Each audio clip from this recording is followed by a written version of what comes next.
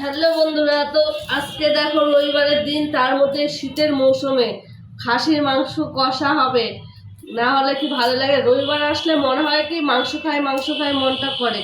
তো কি রান্না করব ভাবছিলাম, তো আমার বর নিয়ে আসলো তোমাদের দাদাভাই যে খাসির মাংস কষা করব, মুসুরের ডাল করব, আর এই যে ছোট আলু ভাজা করবো। এই যে ছোট আলু ভাজা করবো, দারুণ লাগে। ধনে পাতা দিয়ে মুসুরের ডাল করলে সেই লাগে। তেলটা খুলছে না। তো আজকে আমি রান্নারই ভিডিও বানাচ্ছি। তো খাসির মাংস কষা করবো। অন্যদিন তো ভেজে রান্না করে, মশলা ভেজে। তো আজকে আর মশলা ভাজবো না। তো আজকে কাঁচা মাংসটাই পেঁয়াজ রসুন দিয়ে মেখে করবো। তো মেখে চুখে রান্না করবো। তো দেখো, এই যে রান্না করবো এখন আমি। মাংসটা মেখে নেবো তেল দিয়ে, সব মশলা টশলা সব দিয়ে নিয়েছি।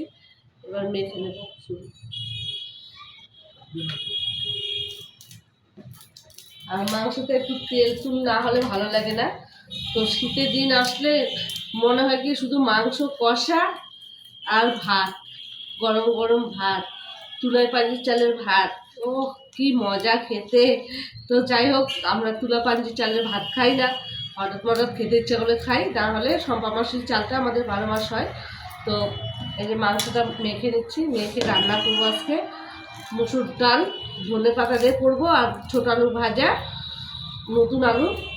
খেতে খুব ভালো লাগছিলো, কালকে করেছিলাম, খুব ভালো লেগেছে। তাই আজকে আমি ভাবছি যে শুধু মাংস দিয়ে ভাত খাওয়া যায় না, আর আমার শরীরটা ভালো না দেখে আমি খেতেও পারছি না। তো আজকে মেখে চুখে মাংসটা রান্না করি, তার মধ্যে পাতি লেবু, দেশি লেবু, ডাল, আলু ভাজাতে খেতে খুব ভালো লাগে। তো যারা যারা খেতে ভালোবাসো তারা চলে এসো আমার বাড়িতে, আমি রান্না করছি।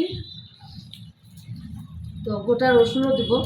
গোটা রসুনটা মানে ছিলছে, আমি ছিলতে ভুলে গেছিলাম। তো আমার বর কাটছে। তো আজকে দেখি মাংসটা মেখে চুখে রান্না করে কেমন লাগে। ভালো লাগে অবশ্য, সবাই খায়, কিন্তু আমি করি না, আমি মশলা ভেজেই করি। তো বন্ধুরা, আমি তো ঠিক টাইম মতো ভিডিও ছাড়তে পারছি না।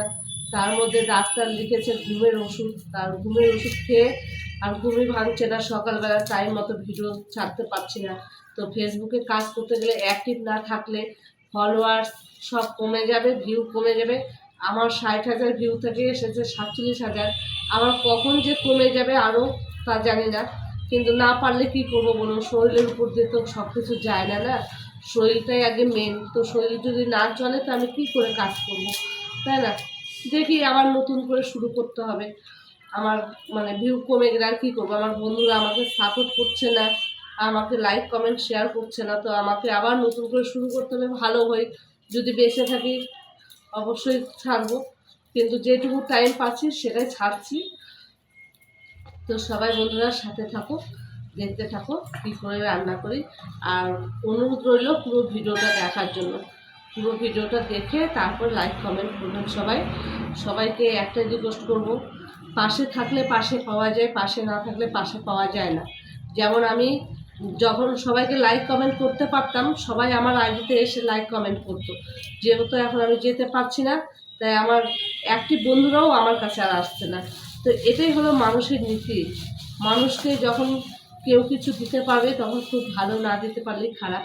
সেরকম ফেসবুকেও যাকে লাইক কমেন্ট করতে পারবে সেই তোমার কাছে ভালো হবে, তাহলে সেও এসে তোমাকে লাইক কমেন্ট করে দেবে। আর যতদিন করতে পারবে না ততদিন তোমাকেও কেউ করবে না।